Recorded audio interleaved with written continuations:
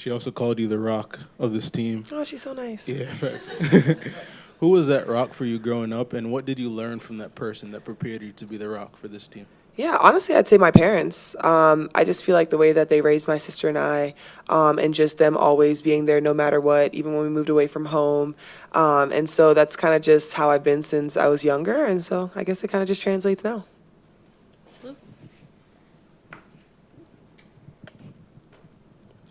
The phrase we over me, where'd that come from? And how did it evolve during the course of the season? I guess as you lived it. Yeah. That was our motto since our first team meeting before the season started. That was what Steph and the entire staff had for us. They said that this season is going to be we over me, and I feel like that's really, I mean, it translated well with everything that happened. It was about continuing to give more of yourself for the betterment of the team and doing exactly what you have to do to help us with our success, and that's really just kind of been what we've been living all season. Tony? You had talked in past seasons about the adjustments to point guards and getting off of social media at times for your own mental things like that. This year, it didn't feel like those parts came up as much. How much stronger do you feel like you were mentally for this full season compared to your first 2 years? Definitely a lot stronger, but it still was something that I did, like getting off social media, not really looking at a lot of things, because no matter what, people always have their opinions. And so for me, I felt like I started off the season super strong, playing some of my best basketball. And so being off social media and not being able to see what people are saying really helped me. And honestly, I just kind of stayed on TikTok, and that was pretty much it. How much did the team that you had and the internal support that you guys have all talked about all season help with that part of it? Oh, everyone was such a big piece. I really enjoyed coming in here, playing basketball, being on the court, being off the court, with the Fever Girls. It was just a whole different vibe. We were just so happy. And so no matter what was happening on that court, like, I even think back to it, like even sometimes some games where we came in after and it was a tough loss for us, like the coaches, their approach, they were happy, they were still good, they were communicating. And I think that's what stood out for me, because it wasn't like, oh my gosh, well, one, I know I'm still going to get blasted on film, but it's like their approach was way different, and they weren't just like crapping on you, but it really was just about showing you exactly where we can continue to learn and grow. Go Elliot, then Brad. Hey, AB. Here. So I guess you didn't see Don Staley's tweets about you? Oh, I did. Oh, you did. I did. What can you say about that? Coach Staley's my girl. I just think her presence for me during my first 3 seasons have been honestly amazing. Like, I reach out, she reaches out to me, and we talk a lot about basketball. And sometimes she just does a great job of kind of just reminding me who I am and my capabilities. And so I think it's amazing. And if there's anyone listening, go Gamecocks. Go to Coach Staley. She's the best. Brad?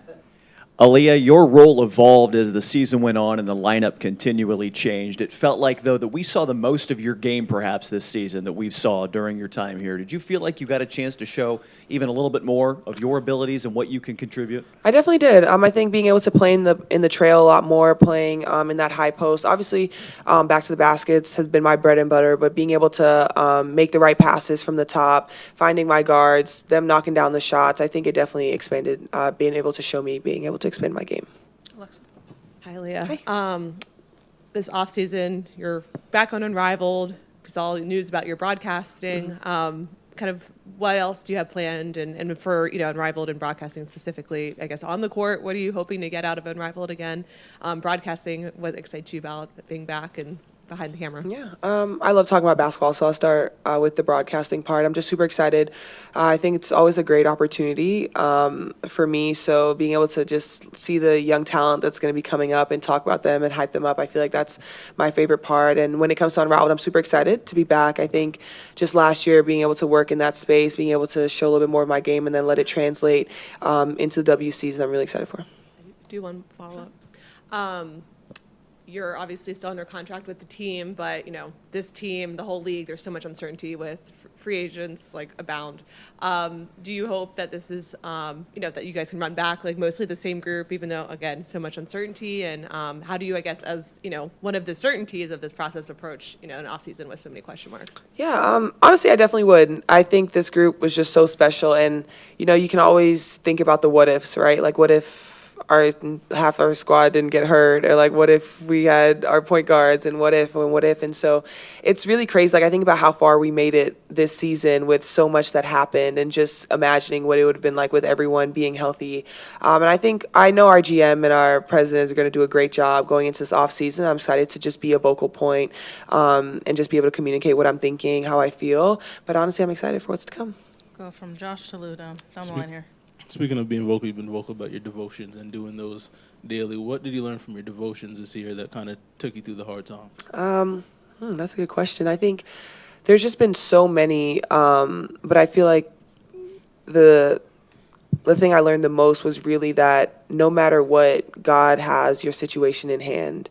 And I remember sometimes too, after people got hurt, especially when Sid and A both went down in Phoenix, I just remember like I was crying and I was super emotional. And then my devotions the next day it basically talked about things happen, and sometimes God lets things happen because he wants to be able to show you that he's going to bring you out on the brighter side. And that was something that held me pretty strong throughout the entire season, because no matter what happened, we were in a game 5 in the semifinals. And I know it didn't end the way that we wanted, but this season was just so amazing for me, and it just continued to show like God's mercy and faithfulness over this team no matter what.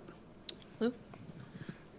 I was struck by the fact that when you went to Connecticut, you actually, to Boston, to the State House there. And, we always talk about South Carolina's influence, but never hear much about Worcester. So I don't know how you got there in the first place. That's where I'm from, that area. So what was that like for that appearance with the State House and being honored there by the government there? Yeah, it was honestly super special, because obviously I moved to Worcester when I was 12. And so living in Worcester, being in Boston, basically raised me. Like my aunt raised my sister and I from the time I was 12 until I went to South Carolina. And so Boston and Worcester has always been a super important part of me growing up. My first AU team, I played out there. And so it's just been a crucial piece for me. Natasha. Natasha Howard, just if you could speak to her importance specifically from that kind of leadership standpoint and just having that veteran presence specifically with you, also Yeah, being a post player. Tasha's been great, seriously, the entire season. Just always in our ear, always talking to us, always motivating us. And I think just her presence on the floor alone, the way that she communicates, I feel like that's the best thing, is when you have a vet that has one that has been so successful in this league be a constant communicator. Like I would not change that for the world, especially going into year 3 with like a whole new staff and preparing myself for that. She was honestly a perfect piece. I'm going to jump over to Zoom. Jennifer, go ahead. Hi, Aliyah. Hi. If you could send one message to the league about the Fevers going into next season, what would it be? One message to the league about the Fever? Going into next season. Yes. Be ready. Be ready. I think this year we showed a lot about what we're capable of, and we didn't even have our full squad at full strength. And so that's it. Be ready. Oh my gosh, that's probably gonna. Josh, and then. And what's been your most memorable moment this season? Ooh, winning a lot more games this year. Making it to the semifinals. I definitely say that, and honestly, just being with such a fun and positive group. Hi. Okay. Obviously, Indy loves sports, especially basketball. Is there anything you'd like to say about what it means to you to be able to play here, especially after this past season? Yeah, Indy's amazing. I think the way that the fans come out and they show out for us every single game, not just for us but for all the leagues here, it's so special, and I wouldn't trade it. In the back to John. AB, I know after Tuesday night's game, you said thoughts for next season start tomorrow or yesterday. One thing we heard Steph talk about over the course of the year was already the evolution in your career from kind of back to the basket, pick and roll game, this year facilitating, being the hub. And she's mentioned she hopes the next step for you maybe would be outside shooting. So what are your thoughts on that and how you continue to grow your game for next year? I 100% agree. I think that's going to be a big key piece for me coming into next year, being able to knock down that shot outside consistently, but also I think for me working a lot more in that mid-post area and making teams have to guard out there and not just having to worry about back to the basket. Anything else for Aliyah? Back to Scott, back to Josh. One thing I don't think we had ever heard negatively was about ownership and accountability and all that stuff. Why do you think that really emanated from a positive standpoint and everybody was a willing listener or leading when they needed to? Yeah, I think our owners, our GM, our pres, like everyone, when it comes to the Fever, continues to pour in, and they know what we need to be just such a successful franchise. And I think they just do a great job.